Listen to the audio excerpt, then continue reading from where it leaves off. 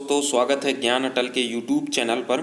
दोस्तों आज हम ओल्ड पेपर लेकर के आए हैं UP triple S C forest guard का जो जो परीक्षा तिथि 2 दिसंबर 2018 को हुई थी। प्रथम पाली की ये परीक्षा थी जिसमें से हम 80 क्वेश्चन आज देखेंगे कि कहाँ से किस तरह का पैटर्न रहता है UP triple S C forest guard का, और उसी से रिलेटेड हम तैयारी भी करेंगे। देखिए दोस्तों, अगर हम किसी भी चीज़ की तैयारी करते हैं तो सबसे पहले हम उसका पिछला रिकॉर्ड देखते हैं कि किस तरह का उसका पैटर्न रहा है परीक्षा का, किस तरह से UP triple S C pattern बनाती है फॉरेस्ट गार्ड का। तो उससे संबंधित हम सभी जानकारियाँ आज इस वीडियो पर जानेंगे। इससे हमें ये चीज़ पता चल जाएगी कि हमें किस तरह से तैयारी करनी चाहिए, कितना डीप जाती है, कितना नीचे तक जाती है UP triple S C forest guard का जो पेपर बनाती है, उसमें किस तरह से पैटर्न रहता है यूपी ट्रिपल एस सी का, वो सभी चीज़ें हम देखेंगे। और किस तरह से क्वेश्चन बनाती है, किस तरह से नहीं बनाती है, कौन से चैप्टर हमको छोड़ना चाहिए, कम ध्यान देना चाहिए, कौन से चैप्टरों पर ज़्यादा मेहनत करना चाहिए, उन सभी का आंसर आज हम इस वीडियो पर आपको देंगे। और ये 80 क्वेश्चन है टॉप जो 2018 की प्रथम पाली में परीक्षा हुई थी। तो उन सभी क्वेश्चनों को देखते हैं, और सबसे पहले आप क्वेश्चनों को देखने से ज़्यादा उनको समझिए कि आखिर किस तरह से पैटर्न रहता है, तो कहाँ से क्वेश्चन उठ रहे हैं। अगर आपने हिंदी से रिलेटेड मेरा पिछला वीडियो नहीं देखा जो एनालिसिस था, तो आप उसको ज़रूर देख लीजिए, क्योंकि वहाँ पर आपको पूरा एक पुख्ता समझ में आ जाएगा कि कौन से चैप्टर से कितने क्वेश्चन आ रहे हैं। उससे ये समझ में आ जाएगा कि हमें कहाँ पर ज़्यादा जोर देने की आवश्यकता है। तो चलिए देखते हैं हम वो सभी क्वेश्चन। दोस्तों वीडियो शुरू करने से पहले मैं एक चीज़ और बोलना चाहूँगा। अगर आप सीरियसली फॉरेस्ट गार्ड की ही तैयारी करना चाहते हैं तो आप हमारे इस चैनल को सब्सक्राइब कर लीजिए, क्योंकि हम सिर्फ फॉरेस्ट गार्ड के से ही संबंधित इस चैनल पर वीडियो डालेंगे। उसके अलावा हम कोई भी वीडियो नहीं डालने वाले हैं।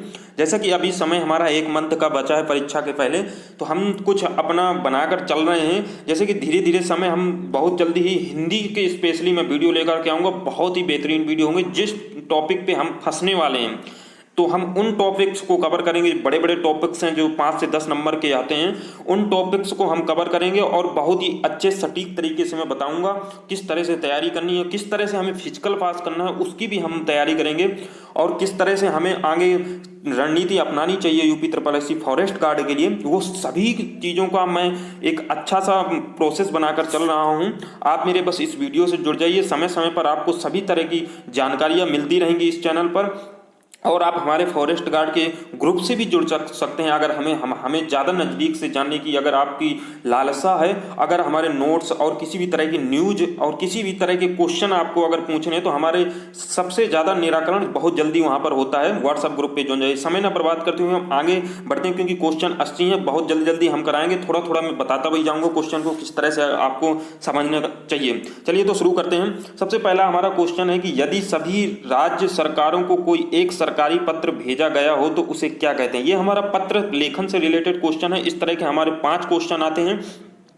अगर एनालिसिस वीडियो नहीं हमारा देखा है तो हिंदी का एनालिसिस वीडियो देख लीजिए, वहां तो आपको पता चल जाएगा कहां कहां से कितने कितने क्वेश्चन आते हैं। तो इसका जो आंसर होगा वो होगा परिपत्र। यदि हमें सभी राज्य सरकारों को एक सरकारी पत्र भेजा गया हो तो उसे हमें परिपत्र उसे कहते हैं जो एक पत्र जारी कर दिया जाता है और सभी विभागों को एक बार में ही पहुंच जाता है, उसे हम परिपत्र पत्र कहते हैं। चलिए तो अगला क्वेश्चन देखते हैं हमारा कि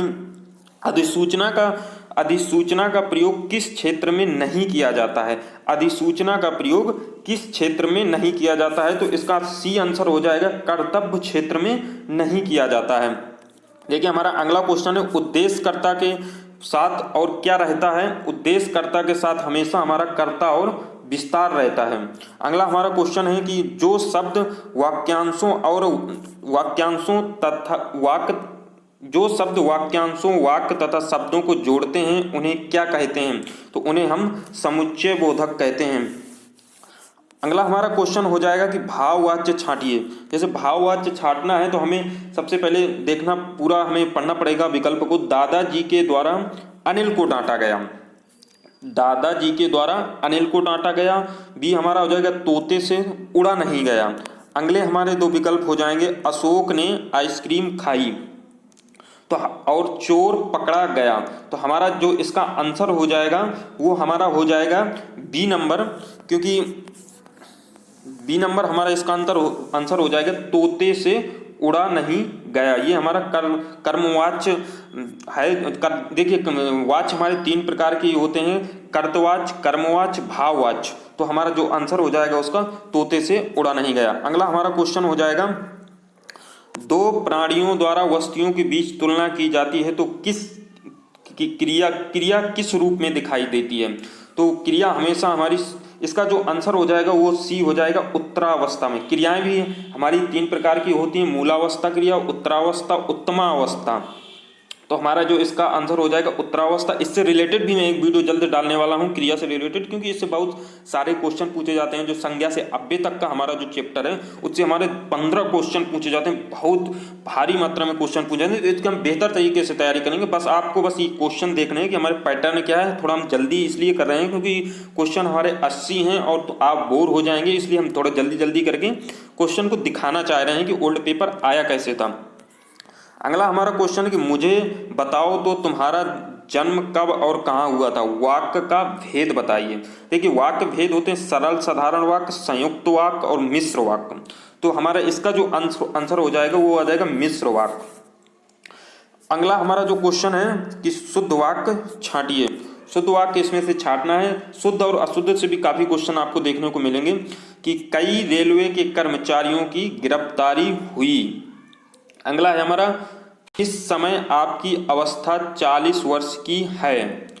इस समय आपकी अवस्था 40 वर्ष की है। हम तो अवश्य ही जाएंगे, मैं हल करने की तलाश में हूँ। तो इसमें जो शुद्ध है हमारा वो हो जाएगा हमारा बी नंबर, इस समय आपकी अवस्था 40 वर्ष की है।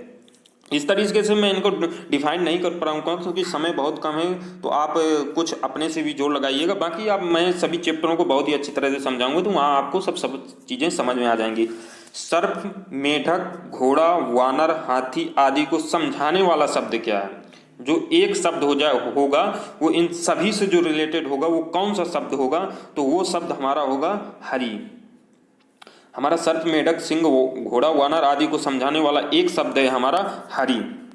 अगला हमारा क्वेश्चन है कि वानर कौन सी प्राचीन भाषा नहीं है। तो इनमें से आप देखिए कि आप भाषा से रिलेटेड भी हमारे 5 क्वेश्चन देखने को मिलते हैं, ये भी आप देख लीजिए। मैं सबसे पहले यही कहूँगा एनालिसिस वीडियो जरूर आप देख लीजिए, वहाँ से सब आपको पता चल जाएगा। तो इसमें ये पूछा गया कौन सी भाषा प्राचीन है। देखिए पहली हमारा अपभ्रंश तो हमारी प्राचीन भाषा है, ये प्राकृतक है, ये संस्कृत है, ये तो हमारी पंजाबी नहीं होगी, तो ये आंसर हो जाएगा। अगला हमारा है अनिश्चयवाचक सर्वनाम का अपादान कारक में बहुवचन रूप हो जाएगा। अनिश्चयवाचक सर्वनाम को अपादान कारक में बहुवचन रूप हो जाएगा। तो कौन सा बहुवचन रूप हो जाएगा, तो हमारा इसका जो आंसर हो जाएगा वो हमारा सी आंसर हो जाएगा, किन्हीं से। किन्हीं से ये हमारा बहुवचन कारक हो जाएगा। अगला हमारा है पुल्लिंग वाचक शब्द छांटिए। पुल्लिंग वाचक शब्द छांटना है। इसमें से पहला हमारा कैमरा है, पायल है, प्लेट है, तलवार है। तो इसमें से पुल्लिंग वाचक जो हमारा, देखिए वाचक भी हिंदी में लिंग 2 प्रकार के होते हैं, पुल्लिंग और स्त्रीलिंग। तो उनमें से पुल्लिंग हमारा इनमें से कौन हो जाएगा, तो हमारा सबसे जो पहला आंसर है वो कैमरा हमारा पुल्लिंग हो जाएगा। अगला हमारा जो क्वेश्चन है पाहुना का पर्यायवाची। देखिए पर्यायवाची से हमारे 4 से 5 क्वेश्चन इसमें पूछे जाते हैं, तो आप अच्छे से ही इनको ध्यान दे के पढ़िएगा। तो पाहुने का हमारा पर्यायवाची जो होता है वो आगुंतक होता है, इसलिए यही इसका सही आंसर हो जाएगा। मैं इनसे कुछ रिलेटेड भी बता सकता हूँ, बहुत गहराई से भी इन क्वेश्चनों को समझा सकता हूँ, बट लेकिन हमें यहाँ समझने की आवश्यकता नहीं है क्योंकि हम इनके सभी चैप्टर आराम से पढ़ेंगे और अच्छे से समझेंगे कि किस तरह से क्या क्या इनका रिलेटेड होती हैं चीज़ें। बाकी आप यहाँ क्वेश्चन ओनली देख लीजिए, पैटर्न जान लीजिए, यही हमें आवश्यकता है। तो इनमें से किस नर में उपसर्ग नहीं है। इनमें से किस नर में उपसर्ग नहीं है, तो हमारा इसका सही आंसर हो जाएगा निशेष में उपसर्ग नहीं है। अगला है हमारा शुद्ध वाक्य छांटिए। शुद्ध वाक्य छांटना है मुझसे। पहला है हमारा मुझसे ये काम संभव नहीं हो सकता। अगला है हमारा वह बिल्कुल बात नहीं चाहती थी, मैं आपकी भक्ति करता हूँ। बाघ और बकरी एक घाट का पानी पीते हैं। जो हमारा 2 विकल्प हैं वो हमारा मैं आपकी भक्ति करता हूँ, बाघ बकरी का एक घाट पानी पीती हैं। तो ये तो दोनों बहुत ही गलत हैं। अगले ये जो हमारे इनको देख लेते हैं कि मुझसे ये काम संभव नहीं हो सकता, ये भी कुछ अच्छा नहीं लग रहा, क्योंकि वह बिल्कुल बात नहीं करना चाहती, यही हमारा शुद्ध वाक्य होगा, वह बिल्कुल बात करना नहीं चाहती। अगला हमारा जो क्वेश्चन होगा वो हमारा होगा समीप, छोटा तथा गौण के अर्थ में कौन सा उपसर्ग आता है। समीप, छोटा तथा गौण के अर्थ में कौन सा हमारा उपसर्ग आता है। तो हमारा जो उपसर्ग आता है वो हो जाएगा उपसर्ग हमारा आता है। अगला जो हमारा क्वेश्चन हो जाएगा वो हो जाएगा कुंदन का पर्यायवाची होगा। कुंदन का पर्यायवाची क्या होता है। कुंदन का पर्यायवाची हेम होता है। अगला हमारा जो क्वेश्चन है कि drawing man catch a straw का अर्थ क्या है। तो इसका देखो इंग्लिश से हिंदी इसको ट्रांसलेट करना। इस तरह की भी आपको 3 क्वेश्चन देखने को मिलेंगे, या तो हिंदी से इंग्लिश ट्रांस करने को आ जाएगा, या तो इंग्लिश से हिंदी ट्रांसलेट करने को आ जाएगा। तो इस तरह से हमारे 2 से 3 क्वेश्चन देखने को मिलते हैं। तो इसका जो आंसर हो जाएगा वो सही आंसर हो जाएगा सी नंबर, डूबने को तिनके का सहारा। जो अगला हमारा क्वेश्चन हो जाएगा तो वो हो जाएगा हमारा कि कौन सा अधिकरण तत्पुरुष समास नहीं है। कौन सा अधिकरण हमारा तत्पुरुष समास नहीं है। तो हमारा ये हो जाएगा कि इसका सही आंसर हो जाएगा धर्मभ्रष्ट, क्योंकि तत्पुरुष समास यही नहीं है, धर्मभ्रष्ट। अगला जो हमारा क्वेश्चन है कि वो शुद्ध वाक्य छांटिए। देखिए शुद्ध अशुद्ध से काफी क्वेश्चन आपको देखने को मिलेंगे। तो पहला है हमारा विकल्प तुम इसका दाम देने जाओ, ये कुछ अच्छा नहीं दिख रहा है, तो ये होगा ही नहीं। अगले हम विकल्प देख लेते हैं, 3 विकल्प, वो भी उसका संतान अच्छा है। अगला है हमारा मुझे आपका काम बहुत पसंद है, बेफजूल बात मत करो। तो हमारा सबसे जो सही आंसर हो जाएगा मुझे आपका काम बहुत अच्छा पसंद है, बहुत पसंद है। अगला है हमारा कि पंजाब में हिंदी का प्रचार सबसे ज़्यादा किसने किया। ये देखो भाषा से संबंधित क्वेश्चन है। पंजाब में हिंदी का प्रचार सबसे ज़्यादा किसने किया। तो उसका आंसर हो जाएगा श्रद्धाराम फुल्लोरी। अगला हमारा जो क्वेश्चन है वो सफलता न पाने पर दुखी होने को क्या कहते हैं। देखिए सफलता न मिलने पर दुखी होने को क्या कहते हैं। तो उसको हम क्षोभ कहते हैं। इसका सही आंसर क्षोभ हो जाएगा।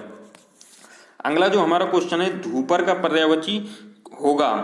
धूपर का पर्यायवाची क्या होगा। धूपर का पर्यायवाची हो जाएगा हमारा बेसर। अगला जो हमारा क्वेश्चन है खाने की इच्छा है। खाने की इच्छा को क्या कहते हैं। खाने की इच्छा को हम क्या कहते हैं, विभूछा कहते हैं। इसको विभूछा हो जाएगा और ये इसका हाँ ठीक है, इसका खाने की इच्छा को विभूछा ही कहते हैं। अगला जो हमारा हो जाएगा स्पर्श व्यंजन। ये देखिए वर्णमाला से हमारे क्वेश्चन देखने को मिल रहे हैं। स्पर्श व्यंजन कंठ ध्वनि, अघोष और महाप्राण ध्वनि हैं। देखिए स्पर्श व्यंजन कंठ ध्वनि और अघोष प्राण ध्वनि कौन से हैं। तो इसका सही आंसर हो जाएगा हमारा खा। चलिए तो हमारा अगला क्वेश्चन क्या हो जाएगा। देखिए अगला क्वेश्चन है हमारा कि दंतोष्ट ध्वनि कौन सी है। दंतोष्ट ध्वनि कौन सी होती है। तो देखिए या दंत ओष्ठ ध्वनि कौन सी होती हैं। तो दंतोष्ठ ध्वनि हमारी वाह है, या हमारी तालु होती है। ये जो या है ये तो हमारी तालु होती है, और जो फा है हमारा फा हमारी कंठ होती है, और ये हमारी आर हमारी मूर्धा होती है। अगला जो हमारा क्वेश्चन होगा जब एक ही ध्वनि का द्वैत्व हो जाए तब वो क्या कहलाता है। तो जब एक ही ध्वनि का द्वैत्व हो जाए तब उसे हम युग्मत ध्वनि कहा जाता है। अगला जो हमारा क्वेश्चन है ई जो संधि से रिलेटेड हमारा है कि ई प्लस आ बराबर या है, तो किस संधि में इस प्रकार का परिवर्तन होता है। तो इस प्रकार का परिवर्तन हमारा यही देखने को यड़ संधि में ही होता है। ई और ई प्लस बड़ी ई प्लस बड़ा बराबर या हमारा यड़ संधि में ही देखने को मिलता है। देवनागरी लिपि का सर्वप्रथम प्रयोग कहाँ पर हुआ था। देवनागरी लिपि का सर्वप्रथम प्रयोग हमारे जयभट्ट के शिलालेख में देखने को मिलता है। इसका यही सही आंसर हो जाएगा। अगला हमारा क्वेश्चन है बुरे अर्थ में प्रयुक्त होने वाला बद उपसर्ग किस भाषा का है। तो बद उपसर्ग जो होता है वो किस भाषा का है। तो हमारा देखिए संस्कृत भाषा का तो है ही नहीं है, अंग्रेजी का भी नहीं है। तो हमारा जो अगले ऑप्शन है उनको भी देख लेते हैं। हमारा देखो उर्दू फारसी का जो बद उपसर्ग है वो हमारा उर्दू फारसी भाषा का है। क्योंकि बद उपसर्ग से बनने वाले कुछ शब्द हैं, जैसे बदमाश है, बदनाम है, बदकिस्मत है, बदबू है, इस तरह के हमारे ये फारसी उर्दू फारसी में आते हैं। अगला हमारा क्वेश्चन है कि आहट, आवट, आस आदि किस प्रकार के तद्धित प्रत्यय हैं। तो हमारा इसका सही आंसर हो जाएगा जो हमारा है वो भाववाच्य से हैं, क्योंकि कड़वा प्लस आहट कड़वाहट, आम प्लस आवट आमावट और मीठा प्लस आठ मिठास। तो इस तरह से हमारी ये भाववाच्य हो जाएंगे। जो अपादान कारक उत्तम पुरुष बहुवचन रूप होगा वो क्या होगा, तो इसका सही आंसर हो जाएगा हमसे, क्योंकि बी नंबर ही होगा। अपादान कारक उत्तम पुरुष बहुवचन होगा। इसमें अपादान कारक उत्तम पुरुष एक वचन का रूप होता है। अगला हमारा क्वेश्चन है कि दांत रोटी का क्या अर्थ है। देखिए दांत रोटी का तो अर्थ है गहरी दोस्ती। दांत रोटी का अर्थ जो होता है वो गहरी दोस्ती होता है, तो इसका ए नंबर सही हो जाएगा। अगला जो हमारा क्वेश्चन है, संख्या भाव मिश्रित अनुराग को कहा जाता है। संख्या भाव मिश्रित अनुराग को क्या कहा जाता है, संख्या भाव मिश्रित अनुराग को प्रणव कहा जाता है। संख्या भाव मिश्रित अनुराग को प्रणव कहा जाता है। प्रेम का अर्थ प्रीति या प्यार होता है। किसी पर किया जाने वाला विश्वास श्रद्धा कहलाता है, और किसी के प्रति आदरपूर्ण भाव रखना उसे क्या कहा जाता है, सम्मान कहा जाता है। तो इस तरह से इसका सही आंसर हो जाएगा फर्स्ट नंबर। सोना का पर्यायवाची जात रूप होता है। जो सोना का होता है वो जात रूप होता है। ललित का पर्यायवाची जो ऊपर हमारा वो ललित का पर्यायवाची तो हमारे रुधिर, चारु, सम, रमणीय होते हैं। और जो ये हमारा पन्नग का जो पर्यायवाची होते हैं वो जो नाग होता है, भुजंग होता है, आई, उरग, इस तरह के इसके पर्यायवाची होते हैं। तो शुद्ध वर्तनी छांटी है। देखिए वर्तनी से काफ़ी क्वेश्चन आपको देखने को मिलेंगे। तो शुद्ध वर्तनी है, देखिए आपको पहचानना, जैसे ये परीक्षा है तो परीक्षा में तो ये अशुद्ध ही है क्योंकि बड़ी री होती है। मुरमुर्सु में भी मुरमुर्सी ही ये हो जाएगा। अगला हमारा है, दो विकल्प हमारे हैं कि ये इसमें मुरमुर्सु है, इसमें परीक्षा है। तो हमारा जो सही आंसर हो जाएगा, जो शुद्ध वाक्य है हमारा, वो हमारा बी नंबर हो जाएगा, मुमुर्सु हो जाएगा। अगला हमारा क्वेश्चन है कि शुद्ध पायोधी का संधि विच्छेद होगा। शुद्ध पायोधी का संधि विच्छेद कीजिए। तो पायोधी का जो शुद्ध संधि विच्छेद होता है वो पाहाधन धी होता है। ये यहाँ विसर्ग संधि हो जाएगी, इसलिए यह पाहाधन धी हो जाएगा और ए नंबर इसका सही हो जाएगा। अगला है हमारा कंठ तालव्य कौन सा। कंठ तालव्य ढूंढिए कौन सा है हमारे। तो हमारे कंठ तालव्य जो होते हैं वो ए, छोटा ए और बड़ा ए हो जाएगा हमारा, यही इसका आंसर हो जाएगा। कौन सी बोली बिहारी की नहीं है। देखिए अब बोली से भी काफ़ी क्वेश्चन देखने को मिले हैं आपको। तो कौन सी को, देखिए भोजपुरी तो बिहार में ही बोली जाती है, मगही भी बिहारी होती है, मैथिली भी यहीं बोली जाती है, लेकिन जयपुरी हमारे राजस्थान में बोली जाती है। तो इसका ये आंसर नहीं होगा। बिहारी का विकास मगधी अपभ्रंश से हुआ है, तो इसलिए मगधी भी ही इसमें बिहारी ही होती है, आप कंफ्यूज मत होइएगा। अन्य पुरुष एक वचन सर्वनाम का संप्रदान कारक बहुवचन रूप होगा। तो कौन सा संप्रदान कारक का बहुवचन रूप होगा। तो इसका जो आंसर हो जाएगा, उन्हें जो है वो हमारा अन्य पुरुष एक वचन सर्वनाम का संप्रदान कारक बहुवचन हो जाएगा। अगला हमारा जो क्वेश्चन है कि अर्चना अत्यंत सुंदर है, रेखांकित पदों का भेद बताइए। अर्चना अत्यंत सुंदर है, जो रेखांकित हो जाएगा वो हो जाएगा हमारा अत्यंत, जो इधर रेखांकित कर लीजिएगा, ये टाइप नहीं हो पाया है, अत्यंत। ये देखिए अर्चना अत्यंत सुंदर है, रेखांकित पदों का भेद बताइए। तो इसका जो आंसर हो जाएगा वो हो जाएगा प्रविशेषण, ये इसका सही आंसर हो जाएगा। अगला जो हमारा क्वेश्चन है कि हाथियाना चिकनाना किस प्रकार की रचना है। तो हाथियाना और चमकाना हमारा नाम धातु है, प्रेरणार्थक हैं। अगले जो हमारे विकल्प हैं यौगिक क्रिया है और संयुक्त क्रिया है, तो इसका सही आंसर हो जाएगा नाम धातु क्रिया है। अगला जो हमारे क्वेश्चन है वो देख लीजिएगा कि इनमें से कौन सा वाक्य आसन्न भूतकाल है। इनमें से कौन सा वाक्य आसन्न भूतकाल है। तो इसमें से जो तू आता तो मैं जाता, तू आता तो मैं जाता, मोहन आया सीता गई, वह आया था, मैंने आम खाया। तो ये हो जाएगा आंसर इसका, मैंने आम खाया, वाक्य आसन्न भूतकाल में, इसलिए इसका सही आंसर यही हो जाएगा डी नंबर। अगला हमारा तत्सम शब्द। देखिए जो संस्कृत शब्द होते हैं उन्हें हम तत्सम शब्द कहते हैं। तो उसमें पूछा गया तत्सम शब्द। देखिए अड़ाई तो हमारा तद्भव है, बैन भी है, मोर भी है, तो हमारा चतवारी ही हमारा तत्सम शब्द हो जाएगा। अगला हमारा है कि कौन सा फारसी शब्द नहीं है। देखिए कौन सा हमारा फारसी शब्द नहीं है, तो मलीदा तो नहीं होगा, इस्तीफा हमारा फारसी शब्द नहीं है। बाकी ये तो हमारे तनख्वाह भी फारसी, पैमाना भी फारसी और मलीदा भी फारसी है। अगला जो हमारा क्वेश्चन हो जाएगा, पंकज जलज आदि किस प्रकार के शब्द हैं?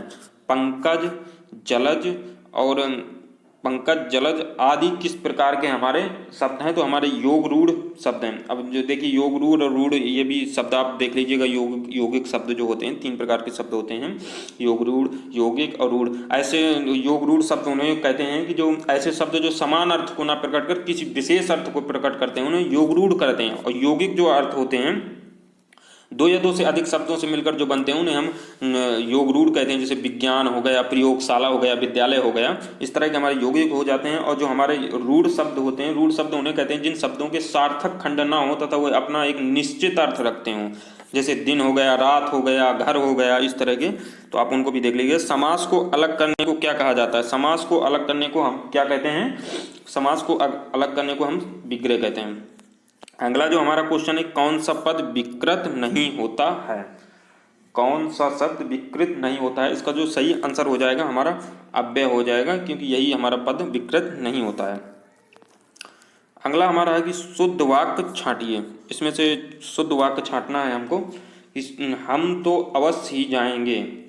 अगला है हमारा कि यह कहना आपकी भूल है और मुझसे ये काम संभव नहीं हो सकता और शास्त्री जी की मृत्यु से हमें बड़ा दुख हुआ। तो हमारा जो इसका सही आंसर हो जाएगा शुद्ध वाक्य हुआ यही है, डी नंबर, शास्त्री जी को मृत्यु से हमें बहुत ही ज़्यादा दुख हुआ। अगला जो हमारा क्वेश्चन है कि माँ का लड़का कहाँ गया? उद्देश्य विस्तार लिखिए। तो जो माँ का लड़का है उसका हो जाएगा संबंध रखता है, तो इसलिए इसका हो जाएगा संबंध कारक हो जाएगा। अगला जो हमारा क्वेश्चन है कि बाप का संबंधवाचक रूप क्या होगा? बाप का जो संबंधवाचक होता है वो बपावती होता है, इसलिए इसका सही आंसर डी हो जाएगा। अगला है हमारा कि अर्थ के आधार पर संबंधवाचक अव्यय को कितने भाग में विभक्त किया जाता है? अर्थ के आधार पर संबंधवाचक अव्यय को हमेशा हम 13 भागों में विभक्त करते हैं। जैसे कालवाचक, स्थानवाचक, दिशावाचक, साधनवाचक, हेतुवाचक, इस तरह से हमारे आते हैं। सहगरवाचक, विरोधवाचक, तुलनावाचक, इस तरह से हम संबंधवाचक को 13 भागों में हम विभक्त करते हैं। अगला है हमारा कि कौन सा संयुक्त क्रिया का भेद नहीं? देखिए क्रिया काफ़ी इंपॉर्टेंट है, संज्ञा से अव्यय तक आप अच्छा से कवर करके तैयारी करिएगा, क्योंकि यहाँ से कम 14 से 15 क्वेश्चन देखने को मिलते हैं। तो कौन सा संयुक्त क्रिया का भेद नहीं है? तो उसका जो सही आंसर हो जाएगा वो नामबोध क्रिया का, संयुक्त क्रिया का भेद नहीं, बाकी ये सभी संयुक्त क्रिया के भेद हैं। अगला जो हमारा क्वेश्चन हो जाएगा वो हो जाएगा हमारा कि grace on other side always look greener, इसका हिंदी अर्थ हमें जानना है। तो इसका होता है क्या, हिंदी क्या होती है? तो हिंदी इसकी हो जाएगी कि दूर के ढोल सुहावने लगते हैं, यही इसका grass on the other side always look greener, दूर के ढोल सुहावने होते हैं, यही इसका सही आंसर हो जाएगा। अगला जो हमारा क्वेश्चन है वो है हमारा अनिश्चयवाचक सर्वनाम का कारण बहुवचन, अनिश्चयवाचक सर्वनाम का करण कारक बहुवचन रूप होगा। तो कौन सा बहुवचन रूप होगा? तो इसका सही हो जाएगा किन्हीं से, इसका सही आंसर सी हो जाएगा। अगला हमारा कौन सा सर्वनाम का भेद नहीं है? सॉरी ये क्वेश्चन आगे थोड़ा चला गया। कौन से क्वेश्चन में थे हम? हाँ ये 55 नंबर। कौन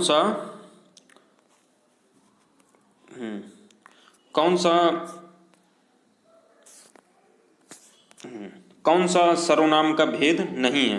तो हमारा जो सर्वनाम का भेद नहीं है वो गुणवाचक नहीं होता, बाकी तो पुरुषवाचक से निजवाचक और हमारे 6 प्रकार के भेद होते हैं सर्वनाम के, अगर आपने पढ़े होंगे। पुरुषवाचक, निश्चयवाचक, अनिश्चयवाचक, संबंधवाचक, प्रश्नवाचक, निजवाचक, तो 6 प्रकार के हमारे होते हैं, लेकिन गुणवाचक हमारा भेद नहीं होता है। तो इसका आंसर सही बी हो जाएगा। बाकी पद परिचय को क्या कहा जाता है?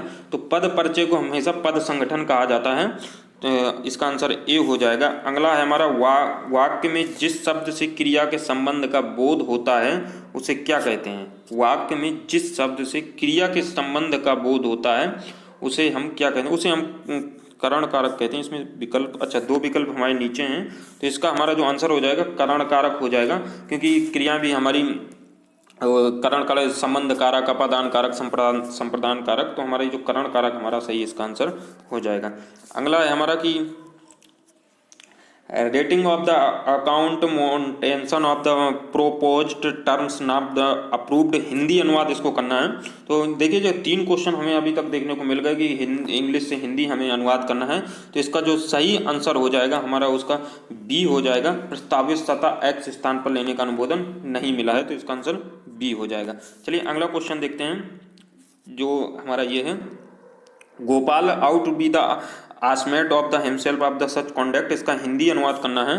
तो हिंदी अनुवाद इसका क्या होगा, तो उसका हिंदी अनुवाद यही होगा कि अच्छा गोपाल को अपने आचरण पर स्वयं लज्जित होना चाहिए। हाँ, Gopal out of the be himself conduct, हाँ तो इसका आंसर यही हो जाएगा, गोपाल को अपने आचरण पर स्वयं लज्जित होना चाहिए।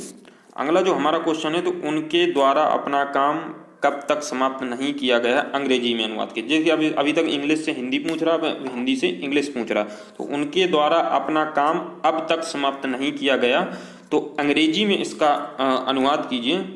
तो by them their work has not been finished, ये तो नहीं होगा। अगला हो जाएगा their work has not yet been finished by them, हाँ इसका सही आंसर यही हो जाएगा। बाकी 2 विकल्प देखने को हमेशा जरूरत ही नहीं है हमें तीनों, बाकी यही हमारा B number their work has not at been finished by them, इसका आंसर यही हो जाएगा। अगला हमारा जो क्वेश्चन है वो हमारा पैसेज से है, इससे हमें 4 क्वेश्चन देखने को जरूर मिलते हैं, तो आप इनको जरूर ध्यान से देख लीजिएगा, पूरा पैसेज पढ़ लीजिएगा। तो पैसेज तो आप ना पढ़िए क्योंकि समय बहुत लग जाएगा, बाकी आप एग्जाम सेंटर में तो हाँ पढ़ेंगे ही, मैं इधर की बात कर रहा हूँ। तो ये पूरा पैसेज है, इससे रिलेटेड 4 क्वेश्चन देखने को मिलेंगे। जो 4 क्वेश्चन ये हैं कि अनुशासन क्यों आवश्यक है, और अनुशासन किसकी आत्मा है, विश्व के अस्त व्यस्त, ये ऊपर पैसेज पढ़ के ये चारों आंसर देने होंगे। और पास ही शब्द में किस प्रकार की दुरुक्ति हुई है, तो इस तरह के ये सभी क्वेश्चन हैं। बाकी ये हम अगला क्वेश्चन, यदि आपको अपने मित्र को पत्र लिखना, देखो पत्र से रिलेटेड भी क्वेश्चन हमें देखने को मिलेगा कि यदि आपको पत्र लिखना हो तो संबोधन में क्या लिखेंगे। देखिए पत्र लेखन से रिलेटेड मेरा अगला वीडियो आने वाला है, बहुत ही इंपॉर्टेंट होगा, 5 नंबर आपको देकर जाएगा और बहुत अच्छा कवर कर, बहुत ही नॉर्मल होता है, सिर्फ 10 से 15 मिनट में आपको वो पूरा कवर करवा दूंगा और बहुत अच्छे से आप उसकी तैयारी कर लेंगे। एक बार आप उसको देख लीजिएगा, बस उसके बाद आप कभी देखने की जरूरत पत्र लेखन की नहीं पड़ेगी। यदि आपको अपने मित्र को पत्र लिखना पड़े तो हम क्या लिखेंगे। देखिए आदरणीय मित्र, ज़्यादा हम मित्रों को अब गाली भी देते हैं, अब तो आदरणीय थोड़ी लिखेंगे, आदरणीय तो अपने माता पिता को लिखा जाता है, पूजनीय भी लिखा जाता है, गुरु जी को लिखा जाता है, महोदय हमेशा अपने से बड़े जो विभाग में देते हैं पत्र उसमें महोदय लिखा जाए, प्रिय मित्र हम लिख सकते हैं इसमें, तो यही इसका आंसर हो जाएगा। अगला हमारा कि कौन सा कथन असत्य गलत है, कौन सा कथन असत्य एवं गलत है। तो अर्धशास्त्र, देखो पत्र से रिलेटेड ही ये क्वेश्चन है कि कौन सा हमारा क्वेश्चन गलत है। तो अर्धशासकीय पत्र जो होते हैं वो पत्र मित्रतापूर्ण भाषा में लिखे जाते हैं, तो ये तो हमारा गलते है, ये सही है हमारा कि हाँ, क्योंकि अर्धशासकीय पत्र हम अपने से नीचे लेवल के कर्मचारियों को भेजते हैं जो रिलेटेड भी होते हैं हमारे विभाग से, और नहीं रिलेटेड जो प्राइवेट्स उनको कॉन्ट्रैक्ट दिया जाता है वो अर्धशासकीय पत्र लिख सकते हैं हम, और उनमें मित्रता भाषा का भी प्रयोग कर सकते हैं।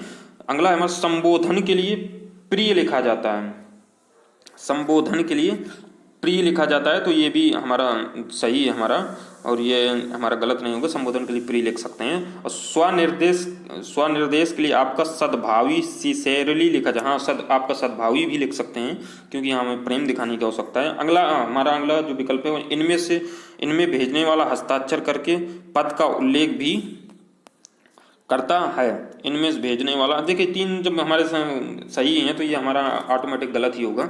इनमें भेजने वाला हस्ताक्षर करके पद का उल्लेख भी नहीं करता है, तो ये गलत हो जाएगा। अगला हमें सभी राज्य सरकारों को भेजा जाने वाला पत्र उसे क्या कहते हैं। देखिए पत्र से रिलेटेड काफ़ी क्वेश्चन देखने को, बहुत ही नॉर्मल क्वेश्चन देखने को मिलते हैं। तो जो परिपत्र होता है वो हम सभी राज्यों को एक साथ, देखिए परिपत्र का मतलब होता है कि कई एक साथ सभी को दे दिया जाए, उसमें से सभी विभागों को एक साथ दे दिया जाए उसे परिपत्र, कई सारे पत्र एक साथ दे दिए जाए उसे परिपत्र कहते हैं, तो परिपत्र इसका आंसर हो जाएगा। अगला हमारा कि निम्नलिखित में से कौन सी बोली उत्तर प्रदेश में नहीं बोली जाती है। तो इसमें से कौन सी बोली उत्तर प्रदेश में नहीं बोली जाती। कन्नौजी तो बोली जाती है और खड़ी बोली भी बोली जाती है, ब्रज भाषा भी तो हमारी मथुरा के आसपास बोली जाती है, खड़ी हमारी दिल्ली मेरठ के आसपास बोली जाती है। तो इसका जो सही आंसर हो जाएगा हमारी डी हो जाएगा जयपुरी, क्योंकि ये राजस्थान में बोली जाती है। सभी महाप्राण वर्ण सभी महाप्राण वर्ण वाला वर्ग कौन सा? अच्छा, वर्ग इनमें से ढूंढना है कि कौन सा महाप्राण वाला वर्ग है। तो महाप्राण वर्ग धा चा ढा ये तो होगा ही नहीं, गलते यादा चा ये भी नहीं है, पहला आंसर हो जाएगा का छा ढा हो जाएगा हमारी सभी महाप्राण वर्ग का, यही हमारा वर्ग है। क्योंकि महाप्राण वर्ग उसे उनकी जांच ऐसे करते हैं कि सभी वर्गों का जो दूसरा होता है चौथा और ऊष्म व्यंजन होते हैं, उसी महाप्राण वर्ग कहा जाता है। अल्प प्राण उसे कहा जाता है जो सभी वर्गों का पहला, तीसरा, पांचवा, मतलब ऑड में रहेगा, जैसे पहला, तीसरा और पांचवा, और अंतःस्थित व्यंजन रहेंगे। अगला है हमारा कि सभी स्पर्श व्यंजन कौन से वर्ग में आते हैं? सभी स्पर्श व्यंजन कौन से वर्ग में आते हैं? तो ये हमारा पहला हो जाएगा का चा पा धा, का चा पा धा, ये हमारे सभी स्पर्श व्यंजन नहीं है। अच्छा, बाकी सब अगला हमारा जो क्वेश्चन हो जाएगा कि अंत्योक्ति शब्द में संधि है, अंत्योक्ति शब्द में संधि, तो यण संधि हो जाएगी, बाकी आप सभी विकल्प गलत हो जाएंगे। बाकी बोलोचित शब्द का संधि विच्छेद कीजिए। देखिए, बोलोचित का संधि विच्छेद हमारा हो जाएगा बाल धन उचित, बोलोचित, तो बाल धन उचित यही हमारा संधि विच्छेद, इसका तो बी नंबर हमारा सही हो जाएगा। प्रत्याशा शब्द में उपसर्ग है, प्रत्याशा शब्द में उपसर्ग है, तो उपसर्ग इसमें से देखना है, तो प्रत्याशा शब्द में प्रति इसका उपसर्ग हो जाएगा, तो यही सी नंबर इसका सही है। अगला जो हमारा क्वेश्चन है, औपचारिक शब्द में प्रत्यय लगा है, औपचारिक शब्द में प्रत्यय कौन सा है? तो इसमें प्रत्यय पूछ लिया, तो एक हमारा हो जाएगा प्रत्यय, औपचारिक शब्द में एक प्रत्यय हमारा लगा है। अगला हमारा हो जाएगा नीलांबर शब्द में कौन सा समास है? नीलांबर शब्द में नीलांबर हमारा कर्मधारय समास होता है, तो इसका यही आंसर हो जाएगा कर्मधारा समास, क्योंकि अव्ययभाव बहुब्रीहि समास है नहीं है, तो इसका सही आंसर कर्मधारा ही हो जाएगा। निम्नलिखित में से तत्सम शब्द कौन सा है? तत्सम शब्द हमारे जो संस्कृत से सीधे ले लिए जाते हैं उन्हें हम तत्सम शब्द कहते हैं, और तद्भव शब्द उन्हें कहते हैं जो हमारी खुद की भाषा से, गांव देहात की भाषा जो होती है उससे रिलेटेड जो होते हैं, तो उन्हें हम तद्भव शब्द कहते हैं। तो इसमें पूछा है कि निम्नलिखित में से तत्सम शब्द कौन सा है? तो हमारा जो चंदा, हमारा बात हो गया, रात हो गया, तो सीखा हमारा तत्सम शब्द हो जाएगा, यही हमारा इसका आंसर है, बाकी सब तद्भव हैं। पशु चर रहे हैं रेखांकित पद है, पशु हमारे चर रहे हैं, उसका जो रेखांकित शब्द पद है वो कौन सा? देखिए, पशु जो रेखांकित कर दिया है इसमें पशु, तो हमारा जो रेखांकित है तो वो जातिवाचक, किसी जाति विशेष के ऊपर अगर वो कर रहा है तो उसे जातिवाचक संज्ञा कहते हैं, तो ये जातिवाचक हो जाएगा। बाकी ये मकान मेरे भाई का रेखांकित पद है, तो यह रिलेटेड कर रहा है, तो वो कह रहा है कि ये कौन सा पद है? तो ये संज्ञा है, संकेतवाचक विशेषण है, विशेषण है, क्रिया विशेषण क्या है?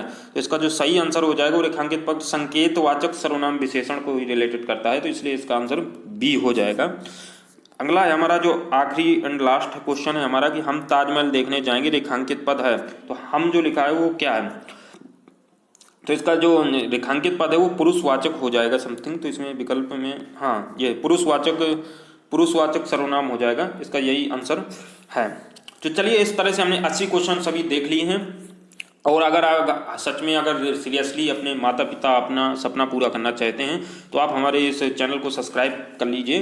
बाकी आने वाली सभी वीडियो को बहुत ही गौर से देखिएगा, क्योंकि हम बहुत ही बेहतरीन तरीके से उसमें तैयारी कराएंगे, और आप मेरे चैनल से भी जुड़ जाइए। आप फिजिकल की बहुत से लोग प्रॉब्लम ले रहे हैं कि फिजिकल कैसे पास करेंगे, उससे भी रिलेटेड अगर आप चाहेंगे तो मैं वीडियो डाल दूंगी कि किस तरह से फिजिकल पास करना है। बाकी आप आराम से पढ़ते रहिएगा, और करंट से रिलेटेड अगर कुछ चाहिए तो बताइएगा कमेंट बॉक्स में। कमेंट बॉक्स में कुछ जरूर आप मैसेज दे सकते हैं, अपना प्यार दे सकते हैं, अपने विचार दे सकते हैं, तो इससे हमें उत्साह होता है जब आप हम कमेंट में कुछ भी बोलते हैं। बाकी आप फॉरेस्ट गार्ड के व्हाट्सएप ग्रुप पे भी जुड़ जाइए, किसी भी तरह की अगर वहाँ पे न्यूज़ या तो किसी भी तरह की आपको जानकारी चाहिए वो आपको मिल जाएगी। बाकी आप इस वीडियो को लाइक ज़रूर कर दीजिएगा, क्योंकि हमें बहुत ही मेहनत पड़ती है एक वीडियो को किस तरह से पूरा वर्ड पे जाकर के बहुत ज़्यादा लिखना पड़ता है, तो बड़ी मेहनत पड़ती है।